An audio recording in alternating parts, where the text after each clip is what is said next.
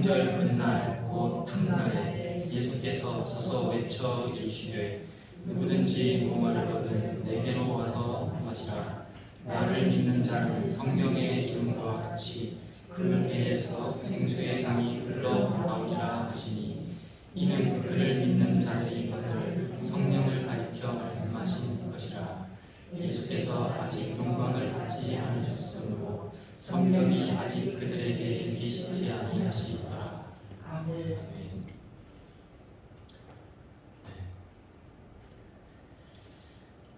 여러분은 교회에서 예배드릴 때 언제가 제일 좋았던가요? 좋던가요? 이렇게 기억을 더듬어 생각해 보면, 저는 이렇게 생각해 보면 내 안에 무언가 새로운 마음을 주실 때, 그리고 또 그러면서 이렇게 마음이 뜨거워지고, 또 한편으로는 이제 눈이 밝아질 때, 마음의 눈이 밝아질 때, 특히 내가 정말 어쩔 수 없는 죄인이구나, 그거에 대한 눈이 떠질 때, 그럴 때 정말 더 역시 나는 예수님 없으면 안 돼, 예수님밖에 없어, 그렇게 생각하고 매달리게 될 때, 그때가 참 좋았던 것 같아요. 나는 어쩔 수 없는 존재야. 그러나 주님이 계셔. 그럴 때 참 그것을 다시 또 되뇌이게 되었을 때 좋았다는 생각이 듭니다. 이렇게 새롭게 깨닫고 또 나를 되돌아보게 되고 하나님의 마음을 또 알게 되고 그 사랑을 느낄 때 하나님의 사랑이 이런 것이구나. 그렇게 될 때 우리 안에 다시 부흥이 시작되고 새로운 출발이 만들어지는 것 같습니다. 우리 성도님들 예배 순간순간이 그렇게 되시기를 축복합니다. 아멘. 성령께서 우리 마음에 역사하셔서 그렇게 깨닫게 하시고 또 생각나게 하시기를 축복합니다. 아멘. 지난 시간에 말씀 요한복음 1장부터 쭉 6장까지 읽어봤습니다. 그간에 제가 말씀 전하면서 보았던 말씀 한번 쭉 함께 읽어보면서 이렇게 다시 되새겼던 그런 시간을 가졌었지요. 그리고 그 중에 지난번 말씀 제목은 하나님의 일이라는 것이었습니다. 우리가 어떻게 해야 하나님의 일을 할 수 있겠습니까? 그러니까 예수님께서 하나님께서 보내신 일을 믿는 것이 하나님의 일이다, 이렇게 얘기하셨죠. 우리가 많은 무언가를 해야 될 것 같았지만 또 어떻게 할지 잘 몰랐지만 예수님의 대답은 생각보다 명확합니다. 하나님이 보내신 나를 믿는 거다. 그러면 그 안에서 일이 일어난다. 저는 사실 이렇게 성도님들과 말씀을 나누기 위해서 또 말씀도 먹고 제가 먹고 또 이렇게 성도님들과 나누는 이런 시간이 제게는 참 은혜가 되고 좋습니다. 성도님들도 그래야 될 텐데, 네, 하여튼 저는 참 좋습니다. 그리고 특별히 그 요한복음과 같이 한 본문을 가지고 이렇게 쭉 같이 나누고, 제가 그 요한복음 7장이면 7장, 6장이면 6장 한 번에 다 말씀은 못 드리지만 전하고 다시 또 되돌아봤을 때 맞아, 그때 전했던 말씀이 이런 내용도 있어 해서 또 다음 주에 또 다시 한 번 더 꺼내서 말씀드리고, 그러는 것이 계속 되새김질되고 또 말씀이 우리의 삶을, 나의 삶을 연장선상에서 인도하시는 그 과정이 참 저는 개인적으로 좋았습니다. 그렇게 해서 우리가 이제 7장까지 왔습니다. 7장. 그 많은 7장에 있는 내용들 중에 오늘은 37절부터 39절까지 말씀을 함께 읽었습니다. 네.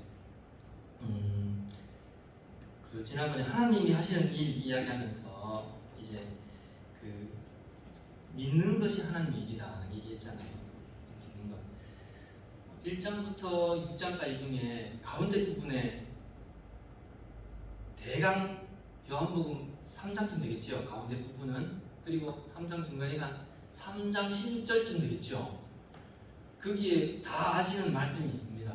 하나님이 세상을 이처럼 사랑하사 독생자를 주셨으니 이는 그를 믿는 자마다 멸망치 않고 영생을 얻게 하려 하시니라. 여기에도 믿음이 나옵니다. 하나님이 세상을 이처럼 사랑해서 독생자를 죽이기 위하여 이 땅에 보내셨고요. 그를 믿는 자가 영생을 얻는다고 되어 있습니다. 정말 믿는 게 중요한 것 같아요. 믿으면 된다, 믿으면 된다 그러는데 주님, 예수님 믿습니다. 이 한 번으로 끝나는 그거 아닌 것 같아요. 보면 전에 다 말씀드렸듯이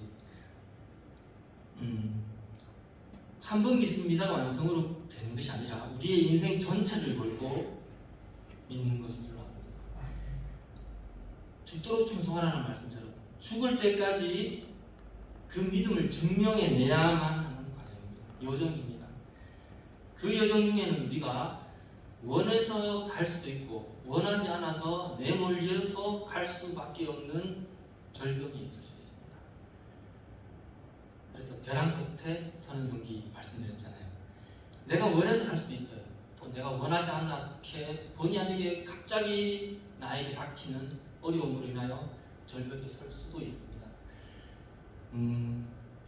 겁나잖아요. 서면 할 수만 있으면 그렇게 그리 안 가고 조금 이렇게 피하면 좋겠죠. 쉬운 길이 있다면 그 길로 가면 얼마나 좋겠어요. 사실 성경에도 많은 사람들이 사실 그 벼랑 끝으로 내몰리기도 하고 그 길로 갔던 사람들의 이야기입니다. 약속을 따라 새로운 길을 떠났던 아브라함. 여호와께서 아브라함에게 이르시되 너는 너의 본토 친척 아비 집을 떠나 내가 내게 지시할 땅으로 가라. 새로운 땅으로 가는 거잖아요. 내가 여기 있던 곳을 다 버리고 또 다른 벼랑 끝으로 내몰려 가고 있습니다. 라반의 집을 쫓기듯이 떠나와서 에서가 있는 자기 고향 부모님의 땅으로 가기 위해서 야곱은 어디에 내몰리죠? 하나님과 천사와 씨름하는 그곳 작곡강에 가잖아요. 거기에서 어찌할 줄 몰라서 홀로, 성경이 어떻게 나오냐면 야곱은 홀로 남았더니 어떤 사람이 날이 새로운 야곱과 씨름하다가 그렇게 내몰렸습니다. 하루아침에 재산과 자녀 다 잃고 몹쓸 병에 걸린 병. 갑자기 왔죠. 내가 생각지도 못했는데 나에게는 평온도 없고 안일도 없고 휴식도 없고 다만 불안만 있구나. 욥기 3장 16절 말씀입니다. 이런 벼랑 끝이 왜 필요할까? 그러면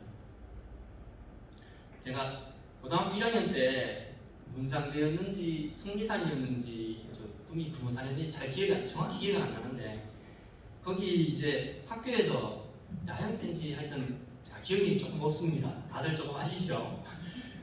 저를 믿으면 안 됩니다. 거기 갔는 기억이 나는데 선생님하고 반 전체가 다 갔어요. 근데 문장대인 것 같아요. 그 당시에는 옆에 이렇게 안전바 이런 게 없었어요. 그 문장대 정상 올라가는 그 길에는 그냥 팽팽한 돌이 있고요. 그 길을 해가지고 올라서 정상에 올라가야 돼요. 그래서 다쳐서 친구들 몇 명은 나 여기가 죽겠다 여기 왜 가노 이러면서 안 오고 내려갔고요. 저는 이제 막 그 겁이 나는 와중에도 이렇게 이쪽 보면 겁이 나요. 근데 반대쪽으로 막 정신 바짝 차리고 한글한글 조심스럽게 내디뎌가지고 또 이제 너무 밑에 보면 안 되죠. 선생님 위에 봐, 위에 멀리 보고 위에 봐. 자기 발 디딜 곳만 보면서 좀 멀리 보라고 합니다. 그렇게 해서 억지로 올라갔는데 올라가니까 진짜 절경이더라고요. 시원한 바람도 불고 아래를 보면 절경인데 위를 보면 절경이 펼쳐집니다. 그리고 또 이제 내려오잖아요. 내려올 때 이거 아까 힘들었는데 어떻게 내려가지 하면서 내려가는데 아까 올라올 때는 되게 그렇게 무서워 보였던 그 절벽들이 내려갈 때 보니까 입이 익숙해졌더라고요. 이 정도면 그냥 괜찮았네. 아까는 왜 그랬지? 그러면서 그냥 조금 조심하면서 내려왔어요. 우리의 그 벼랑 끝 여정이 그런 것 같아요. 정말 우리에게 그 절벽과 같은 곳이 오면 우리가 우리의 발걸음을 정말 조심하게 되고요. 더 더 예수님을 의지하게 됩니다. 그리고 더 힘든 일, 이해할 수 없는 상황, 어찌할 줄 모를 때 예수님을 의지하잖아요. 그러면서 새로운 절경이 펼쳐집니다. 내가 이전에 몰랐던 주님을 다시 알게 됩니다. 다시 경험하게 됩니다. 그러면 이것만 알면 우리가 이제 내게 정말 내가 예상하지 못한 어려움이 올 때 겁먹을 필요 없어요. 적어도 우리 성도에게는 하나님이 내게 또 다른 절경을 보여주시기 위하여 지금 내게 이 길을 가게 하시는구나. 그렇게 생각하면 됩니다. 그 길이 조금 부담이 될 수 있지만 얼마나 좋습니까? 우리가 알거니와 하나님이 사랑하는 자, 곧 그 뜻대로 부르심을 입은 자들에게는 모든 것이 합력하여 선을 이룹니다. 아멘. 우리가 성도이기 때문에 성도에게 있어서 고난, 성도에게 있어서 역경, 절벽과 같은 그런 것, 그것은 우리가 더 예수님을 의지하고 더 주님의 것을 발견하고 더 정금과 같이 되어 주님께 나아갈 수 있게 하는 하나님의 귀한 과정이라고 믿으시면 됩니다. 죽을 때까지. 아멘. 죽을 때까지 그래서 증명해내야 됩니다. 그 각오하시고 이곳에 오셔야 됩니다. 코로나 때문에 이렇게 어수선하잖아요. 어수선한데 한편으로는 참 그런 생각이 있어요. 이렇게 특히 요즘에 이제 교회 다니는 사람들은 코로나 복음 전파나 아니고 코로나만 전파하나 이렇게 막 비웃음도 막 들리는 것 같기도 하고 본의 아니게 애매하게 받는 고난이 조금 있을 수 있구나. 그렇게 교회 다닌 적이 없었던 것 같아요. 그냥 항상 떳떳하게 우리 교회 다니면 복 받아 이러면서 왔던 것밖에 없었는 것 같은데 지금은 조금 오면서도 이제 그렇네 이러면서 오잖아요. 근데 이렇게 애매하게 취급 당할 수도 있는 상황으로 예배들을 나오는 게 이게 정말 어떻게 보면 복된 자리에 나가는 거겠구나 그런 생각합니다. 여기에 있든 여기에 계시지 않든 우리의 입장이 그렇잖아요. 사실은 교회 다니는 사람 이러면 예전과 다른 뭔가 좀 있잖아요. 그래서 그렇게 생각하면 좋을 것 같습니다. 오늘 우리가 함께 읽었던 말씀, 예수님은 말씀하십니다. 나를 믿는 자는 성경의 이름과 같이 그 배에서 생수의 강이 흘러나오리라 하시니 이는 그를 믿는 자들이 받을 성령을 가리켜 말씀하시는 것이라. 생수의 강이 흘러나오리라. 생수가 뭐라고요? 성령을 가리켜 하신 말씀이라. 그 성령님의 근원이 나를 믿는 자, 예수님으로부터 말미암는다고 되어 있습니다. 예수님이 답입니다. 예수님이 답입니다. 예수님을 바르게 알고 온전히 믿어 성령님으로 충만하시기를 축복합니다. 그리하여서 우리의 죄성이 덜어내어지고 물이 바다 거품같이 여호와의 영광을 인정하는 것이 우리 속에 충만해지고 우리 삶 구석구석까지 영향이 미쳐지기를 축복합니다. 이 요한복음 7장 37절부터 40절 전후를 한번 쭉 훑어보면요 어떤가 하면요 아주 혼란스러워요. 예수로 인하여 이 당시 유대 사회가 굉장히 혼란스러워 있는 그런 모습들이 여기에 나옵니다. 어떤 사람은 믿지 않으려고 하고 있고 또 믿지 못하게 하는 여러 가지 이 내용들이 막 왔다 갔다 하면서 아주 자범들이 많습니다. 노이즈가 굉장히 많아요. 혼란 속에 있구나 이런 느낌이 들 정도로.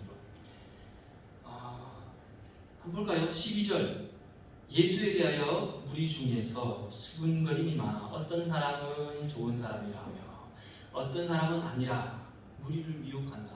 예수는 무리를 미혹하는 자다. 15절 유대인들이 놀랍게 여겨 이르되 이 사람은 배우지 아니하였거늘 어떻게 그를 아느냐. 이 말은 무슨 말이냐 하면 누구의 문화생이냐? 예수님은 누구의 문화생도 아니었네. 그런데 어떻게 이렇게 하지? 그렇게 말하는 것 같습니다. 바울은 뭐 누구누구의 문화생이었잖아요. 그런 것처럼 그 사람의 그 이렇게 이론적 근거가 되는 출처를 찾아가야 될 예수님은 그게 아무것도 없었으니 저렇게 말하는 겁니다. 예수께서 대답하여 이르시되 내 교훈은 내 것이 아니다. 나는 하나님으로부터 받은 것이다. 누구에게부터 가르쳐 받은 것 아니다. 그렇게 말합니다. 당시 사람들은 이해가 안 됐겠지요. 20절 당신은 귀신 들렸도다. 우리가 언제 너를 죽이려고 했니? 당신은 귀신 들린 자입니다. 미치광이 귀신 들린 자, 미혹해 하는 자. 이런 예수님에 대한 많은 모의죄들 속에서 당국자들은 26절 이 사람을 참으로 그리스도인 줄 알았을까? 이런 이야기를 합니다.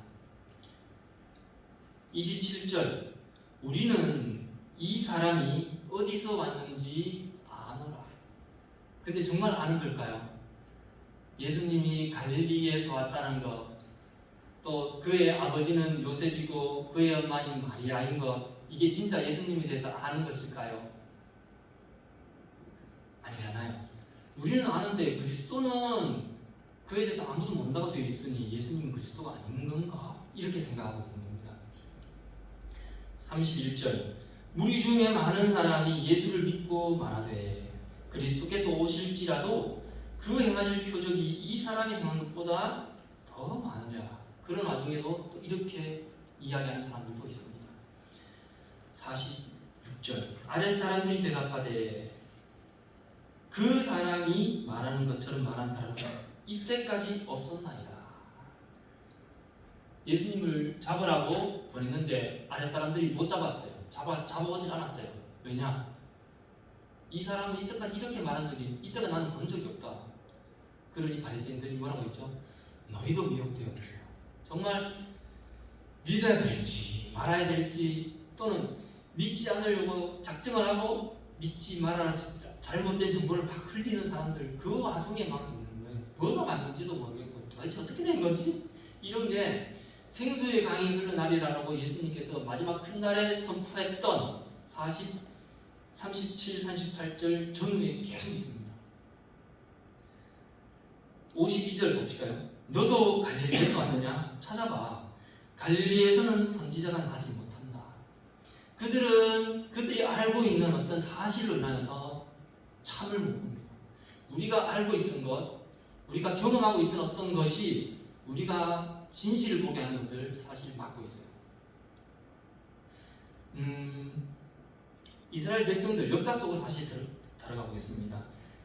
우리 지난주에 목사님께서 이렇게 말씀하셨던 것, 그 출애굽 당시 정탐 12정탐꾼의 정탐 보고를 듣고 어떤 일이 일어났습니까? 민수기 13장에 보면 그러나 그 땅 그 주민은 강하고 성읍은 견고하고 심이 클 뿐 아니라 벼랑으로 가기를 거부하고 원망하였던 것입니다. 당시 출애굽한 이스라엘 백성들의 숫자가 몇 명 정도 될까요? 민수기에 보면 1장 하반부에 보면 민수기 1장 하반부에 이렇게 계수한이 전쟁에 나갈 수 있는 사람이 60만 명이었다라고 얘기해요. 그러면 전쟁에 나갈 수 있는 사람이 60만 명이면 한 명당 4명 가족이 있다고 가정할 때에 240만 명입니다. 240만 명 중에 가나안에 들어간 사람은 몇 명이죠? 네, 2명입니다. 240만 명 중에 2명이 들어갔습니다. 애굽에서 10가지 재앙을 다 경험하고 마지막에 하나님의 크신 은혜로 출애굽했고요. 또 홍해를 가르고 지났습니다. 침례를 받고 그리고 율법을 받았어요. 그리고 수많은 기적을 봐왔고 만나와 메추라기를 먹고 낮에는 불기둥으로 낮에는 구름 기둥으로 밤에는 불기둥으로 인도함 받고 신발은 부르트지 않았고 목이 마를 때는 반석에서 물이 나오는 것을 보고 경험했던 그 세대 사람들이 그렇게 믿음의 출발을 했던 240만 명 중에 2명 들어갔습니다.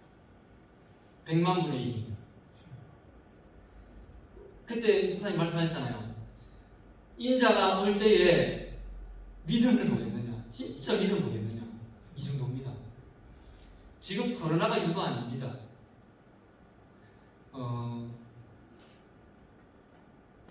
그쵸. 믿는 자라도 우는 사자와 같이 삼킬 자를 찾아다니는 이 세상에 정말 정신 바짝 차리고 해야 될 줄로 합니다. 우리 인생을 걸고 아까 말씀드렸죠. 주님 앞에 가기 위해서 우리 인생 전체를 걸어야 됩니다. 정말. 그렇게 안 하면 잠깐 하면 실족합니다. 이 시대가 피야 식별이 어려운 시대입니다. 군대에서 제가 이제 장교로 있었는데 제일 중요한 게 적과 악을 구분할 수 있어야 되거든요. 그래서 1차적으로 전투복이 다릅니다. 그 전투복도 다르고 다 다르죠. 실제 6.25 때도 이게 적인지 악인지 몰라가지고 그러잖아요. 적이 누군지 알아야 되는데 요즘은 이게 맞는 말인지 저게 맞는 말인지 구분하기가 너무 힘들어요. 유튜브에서 각종 나오는 거, 바로 무슨 집회 하는 이런 거, 전 목사님의 이런 수많은 것들이 너무 많이 노이즈화되어 있어요. 참 복음을 정말 만든 게 무엇일까를 하기가 되게 힘듭니다. 교회에 나와야 된다. 이것도 마찬가지예요. 예전에 어릴 때만 해도 교회 나와야지. 그러면 교회 나가면 안 돼. 그럼 교회 나가면 안 되라고 말하는 사람이 잘못된 거예요. 아 그래 교회만 나가면 돼. 교회 나가가지고 이것만 이겨야지 하고 그것만 생각하고 나오면 돼요. 요즘에는 어땠어요 지금? 교회 나가 야 돼. 모이기를 피한 어떤 사람들 습관같이 하면 안 돼. 나가야 돼. 근데 갑자기 코로나로 인해서 나가는 게 맞을까? 정말 참 그리스도 안에서의 참 그거를 하는 것이 애매해진 상황입니다. 그래서 그 판단 기준이 나가는가 안 나가는가가 이제는 아닌 거예요. 더 구약 시대에 주님이 오셨을 때 율법을 완성하기 위하여 더 근본적인 것을 보게 하셨는데 지금 이 시대에 더 우리가 벼랑 끝으로 몰리고 더 여러 가지 상황이 오면 더 근본적으로 반드시 잡아야 될 것을 잡아야 됩니다. 그것을 안 놓치고자 해야 됩니다. 그런 것 같아요. 피하 식별이 어려운 세대에 있습니다. 당장 일제시대 생각해봐요. 일제시대 때 예배들이 당연히 가는 거고 그리고 정치에 참여해야 되느냐 말아야 되느냐 일제시대 때 누구보다도 우리 기독교인들이 독립선언문 33인 중에 16명이 기독교인이었죠. 그래서 정치 참여는 애국이고 신앙이고 하나였습니다. 이게 일치가 됩니다. 지금 잘 모르겠어요. 그래서 지금은 진짜 이거다 저거다 단정 짓기가 너무 어려워요.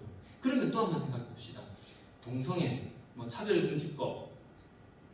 그래서 우리가 그 정치 기독교를 세력화해서 그 안에 법을 이렇게 위반하고 청원하고 그렇게 해야 된다. 이런 얘기도 있잖아요. 그러면 법이 바로 서면 나라의 법이 바로 서면 성도의 삶이 바로 섭니까? 잠깐만 그거가 그는 사실은 별개일 수도 있는 것 같아요. 그래서 실제 그랬죠. 그 초대교회 당시에 그 기독교인들의 그 삶은 사실은 그 로마 제국과 비교하면 아주 초라했고 그 당시 우상 숭배를 하는 그런 신전에 비해서는 너무나 초라한 힘없는 그 몸이었잖아요. 하지만 영광스러운 천국을 바라보고 그들의 삶이 영적으로 풍성했잖아요. 그 반면에 기독교가 국교화되고 그렇게 되었을 때 기독교는 형식적인 종교 생활로 쇠퇴의 길을 걷게 되었죠. 그러면 또 그게 아닐 것 같아요. 제도가 만들어진다고 우리의 신앙이 연결되지 않는 것 같아요. 하나님이 원하시는 그리스도인의 생활이란 단순히 어떤 행위의 표준이나 윤리규범이나 의식적인 종교 생활이 아니라 주 예수 그리스도의 인격을 통하여 인간에게 그 자신을 나타내신 살아계신 창조주 하나님과의 생생한 관계를 CCC 맨 처음 나온 그 세상화 시리즈 앞부분입니다. 살아계신 창조주 하나님과의 생생한 개인적인 관계를 맺고 있느냐 없느냐 예수님을 통해서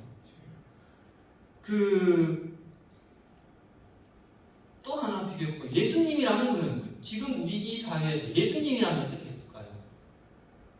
예수님이라면 우리나라 이 정치 상황을 보고 예수님이라면 어떻게 하셨을까요? 로마식 이 복음 시대에 예수님을 왕으로 삼으시려고 할 때 거기서 피해 나왔죠. 그리고 정치적인 독립을 그것과 전혀 관심이 없었죠. 사실은 예수님께서는 잃어버린 자를 찾고자 오신 거였고, 그러기 위하여 목숨을 십자가의 대속물로 죽이기 위하여 말씀 따라 예언 따라 그대로 걸어가는 것 외에는 없었어요. 내 양식은 하나님의 일을 하는 것이다라고 말하면서 다른데 볼 여유도 없었어요. 우리가 이 삶을 살면서 주위에서 들리는 많은 이야기들이 사실은 노이즈가 많은 것 같아요. 그 많은 것들 관계없어요.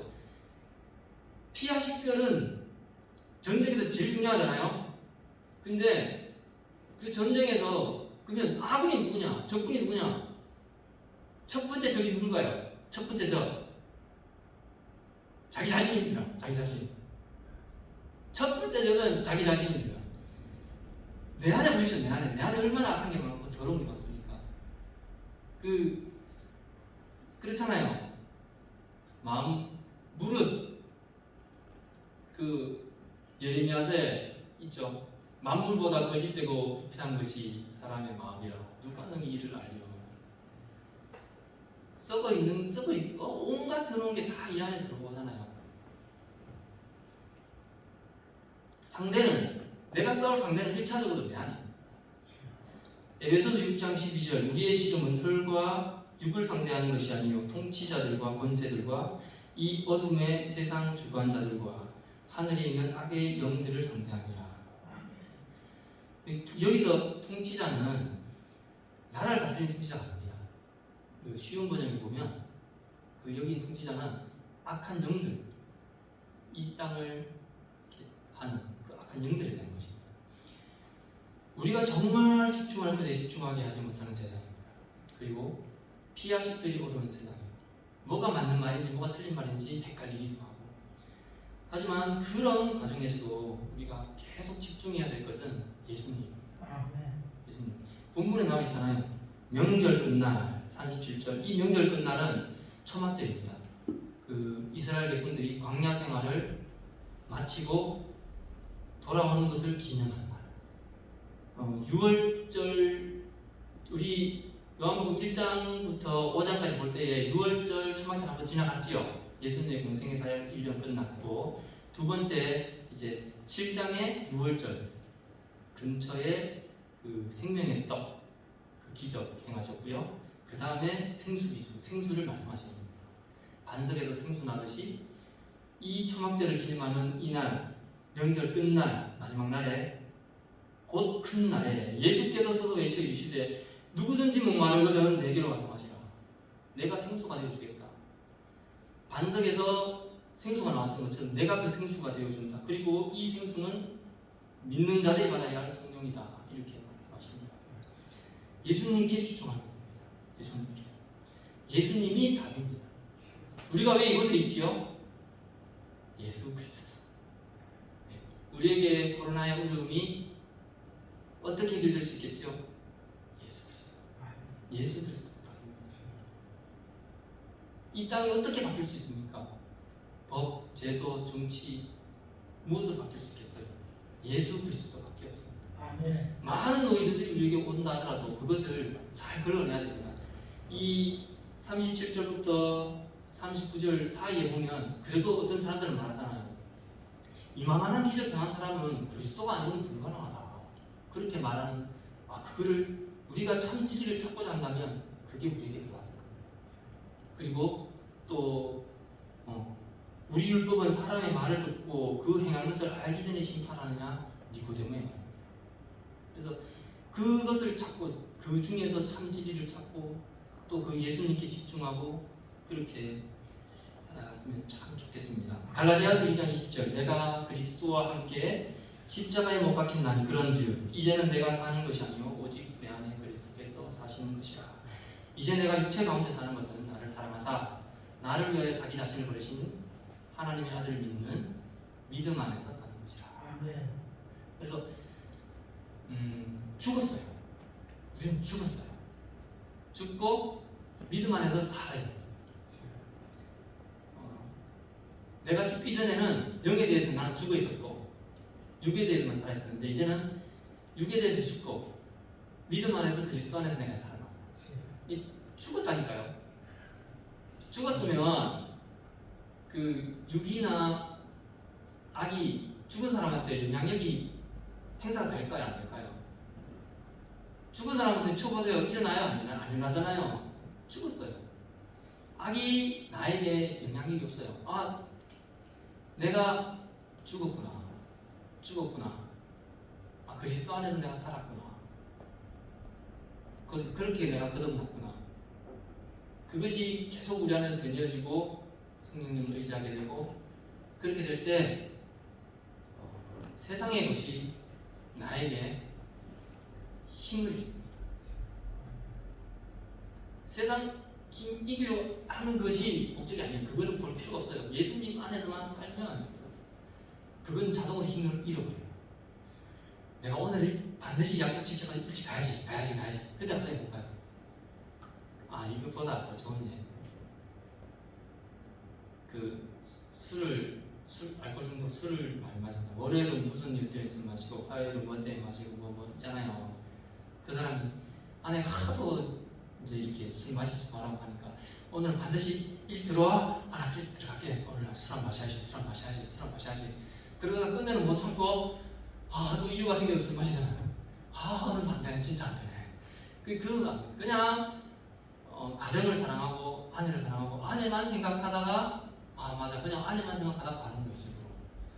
우리가 주님 앞에 갈 때에 딴 거 볼 필요 없어요. 주님만 보고 그냥 주님한테만 살아있으면 돼요. 그러면 주님께 받고 힘 받고 공급 받고 생수나고 그래서 힘 얻고 그냥 물러가는 거예요. 주님 안에 살아서 주님의 역사를 우리 몸 안에서 경험하시기를 축복합니다. 아멘. 정리하겠습니다. 오늘 이제 생수의 강에 대해서 말씀했어요. 그래서 이 땅이 이곳이 우리가 살아가는 삶이 참 혼돈이다. 노이즈가 너무 많다. 그래도 잘 가려야 하고 또 정말 적과 아군이 누구인지 정말 큰 악이 어디에 있는지 그 혼돈 속에서 가려내야 됩니다. 그리고 예수님을 더 온전히 믿기 위하여 예수님께 집중하는 것. 그런 우리 소망교회 성도님의 삶 되었으면 좋겠습니다. 아멘. 기도하겠습니다. 사랑과 은혜가 많으신 하나님 감사합니다. 아멘. 우리가 죄악 가운데 나를 부리는 것이 우리에게 불편하고 또 은혜 가운데 있는 것이 저희의 안위함과 평안함이 되게 하여 주시옵소서. 마귀는 우리에게 절대 좋은 것을 줄 수 없음을 고백합니다. 그 많은 것들 중에서 다 저희들의 마음의 눈을 열어주셔서 주님 온전히 볼 수 있게 인도해 주시옵소서. 나는 참 목자라, 선한 목자라. 나는 내 양을 알고 양도 나를 아는 것이 아버지께서 나를 아시고 내 아버지를 아는 것 같으니 나는 양을 위하여 목숨을 버리노라. 우리를 위하여 목숨을 아끼지 않는 예수님 저희가 늘 잊지 않고 또 저희의 인생 전체를 걸고 믿음의 경주를 해갈 수 있도록 주님 축복하여 주시옵소서. 우리 소망교회 성도들 그 일에 함께 연합할 수 있도록 인도해 주시옵소서. 어디에 있든지 무엇을 하든지 어떤 형편이든지 벼랑 끝이 순간순간 저희들에게 있다 할지라도 그것을 믿음 안에서 그리스도 안에서 새로운 절경을 보여주실 주님의 승리를 바라보며 넉넉히 이겨내갈 수 있도록 주님 축복하시고 인도해 주시옵소서. 감사드리며 예수님 이름으로 기도합니다. 아멘. 찬양 드리겠습니다. 지난번에 한번